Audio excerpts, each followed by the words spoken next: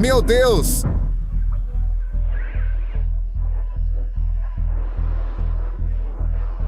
A Rússia está perdendo aliados por todos os lados. A última traição veio do Oriente Médio, quando a Arábia Saudita, Egito e Emirados Árabes Unidos recusaram participar da principal cúpula de Vladimir Putin. Isso forçou o Kremlin a cancelar a Conferência Rússia-Árabe poucos dias antes de ela acontecer. Mas o constrangimento não parou por aí. Com a queda da influência da Rússia, a Arábia Saudita aumentou a produção de petróleo, reduziu os preços globais e fez Putin perder bilhões em receita. Esse contra-ataque estratégico fez a receita do petróleo da Rússia cair 21% em relação ao ano anterior. A guerra de Putin agora enfrenta um problema desesperador. A Rússia só consegue sobreviver, oferecendo grandes descontos no seu petróleo. Mas essa oferta é insustentável para a economia russa. O momento chegou, a guerra está chegando em casa e o império diplomático de Putin está começando a desmoronar. A situação está tão ruim que autoridades russas estão reclamando publicamente por não serem convidadas para cúpulas importantes. Acho que nunca vi um país fazer isso. Dê uma olhada nesta imagem. Todo mundo estava no Egito para a cúpula da paz. Todo mundo, menos a Rússia. Sergei Lavrov não ficou feliz com isso.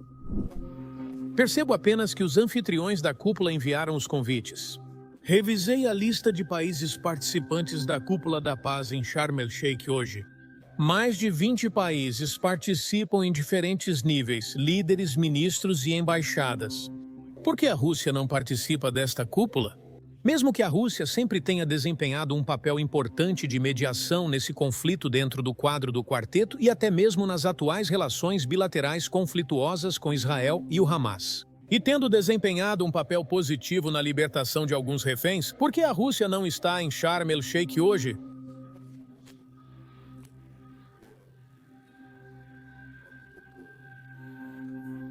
Só posso observar que os convites foram enviados pelos anfitriões da cúpula. O convite foi enviado pela liderança egípcia, que, conforme relatado, coordenou suas ações com outros iniciadores árabes, mas, acima de tudo, com os Estados Unidos. Mas isso não se compara aos líderes mundiais que nem responderam à sua mensagem ou convite.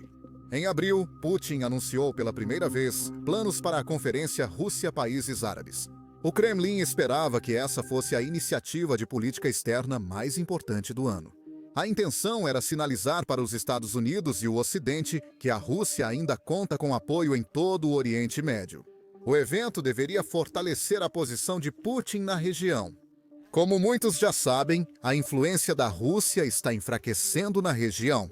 Sua economia, seu exército e até mesmo sua capacidade diplomática foram totalmente consumidos por causa da invasão da Ucrânia.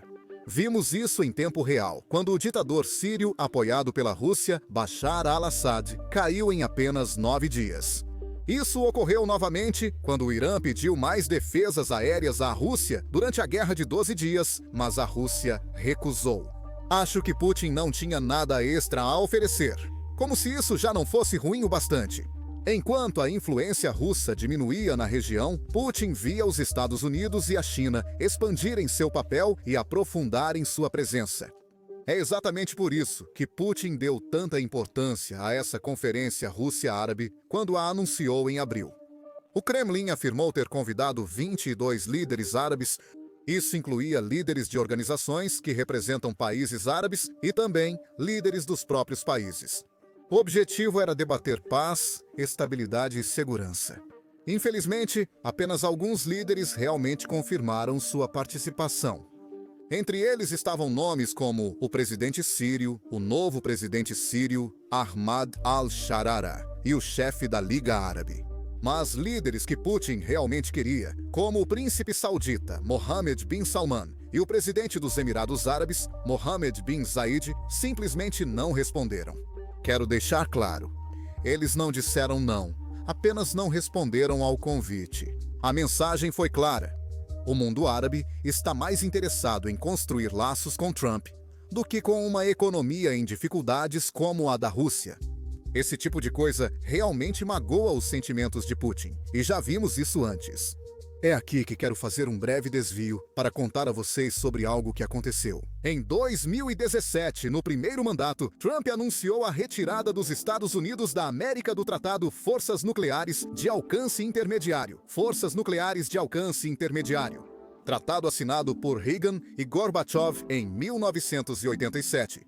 E ele proibiu todos os mísseis balísticos e de cruzeiro baseados em terra que tinham alcance entre 300 e 3 mil milhas. Trump apresentou 2 motivos para sair do acordo, e Putin não gostou.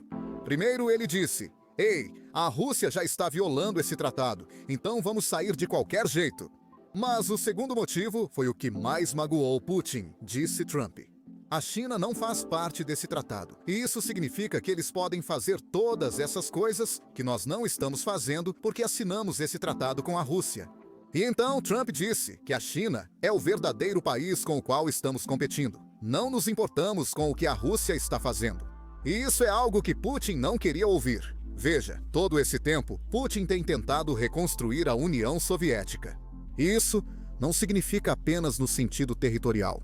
Ele também queria reconstruir a União Soviética em termos de status diante de outras grandes potências. Isso significa que ele quer ter voz em todas as decisões importantes e quer um assento em todas as mesas relevantes. Quando Trump disse publicamente que os Estados Unidos da América não se importam de verdade com a Rússia, isso feriu muito o ego dele. O mesmo acontece agora. Ele não foi chamado para a cúpula da paz e os líderes árabes o ignoraram. Isso fere o ego de Putin e o faz perceber que a Rússia é, na verdade, apenas uma Nigéria com armas nucleares. Mesmo assim, isso não se compara ao que a Arábia Saudita fez depois. Eles foram diretamente atrás do suprimento de dinheiro russo. E eu também vou pedir para a Arábia Saudita e a Organização dos Países Exportadores de Petróleo reduzirem o custo do petróleo. Vocês têm que baixar o preço. O que, sinceramente, me surpreende que eles não tenham feito antes da eleição. Isso não demonstrou muito carinho da parte deles ao não fazerem isso. Fiquei surpreso. Se o preço caísse, a guerra entre Rússia e Ucrânia terminaria na hora. Agora, o preço está alto o suficiente para que a guerra continue. Você precisa baixar o preço do petróleo, aí você vai acabar com essa guerra. A Organização dos Países Exportadores de Petróleo anunciou que vai aumentar sua produção de petróleo. Essa é uma ótima notícia para todos que compram petróleo, mas não é uma boa notícia para a Rússia. Veja, a Rússia não só vende petróleo. Isso é vital para eles, como o ar que respiram. Essa é a única coisa que mantém a economia viva. Dê uma olhada no gráfico na sua tela. Os preços do petróleo bruto já vêm caindo durante todo este ano.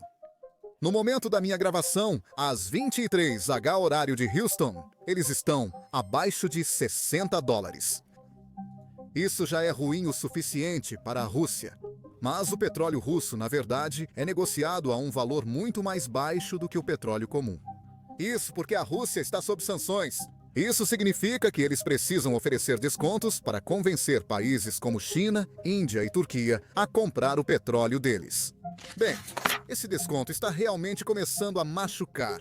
Em alguns lugares, o preço do petróleo russo já está abaixo de $50 por barril. Aqui também é importante destacar que está custando à Rússia cerca de $40 a $45 por barril só para extrair o petróleo do solo. Se os preços do petróleo continuarem caindo, Putin terá que decidir parar de extrair petróleo, pois perderá dinheiro a cada barril retirado. Mesmo assim, a queda do preço do petróleo já é um grande problema para o parlamento russo, que busca um truque contábil para criar novo orçamento. Isso mantém a invasão ativa. 30% do orçamento federal da Rússia vem diretamente das receitas de petróleo e gás. E nos últimos meses, essas receitas estão realmente despencando. No mês de outubro, caiu 21%. Ano após ano. Isso representa um quinto, algo que Putin não pode permitir enquanto tenta conquistar mais território na Ucrânia. Na verdade, a situação do orçamento está ficando tão ruim que, em algumas regiões da Rússia, eles já estão enfrentando escassez de alimentos e o transporte público não está funcionando. Putin simplesmente não está pagando as pessoas que trabalham para o governo. Se isso continuar, todos os bots que defendem a Rússia diariamente nos comentários vão sumir. E acredite em mim quando eu digo isso, do fundo do meu coração, vocês não farão falta. Já vimos demissões em massa na Rússia, e pelo que parece, elas vão continuar por um bom tempo. Isso porque você observa as refinarias que os drones ucranianos atacam.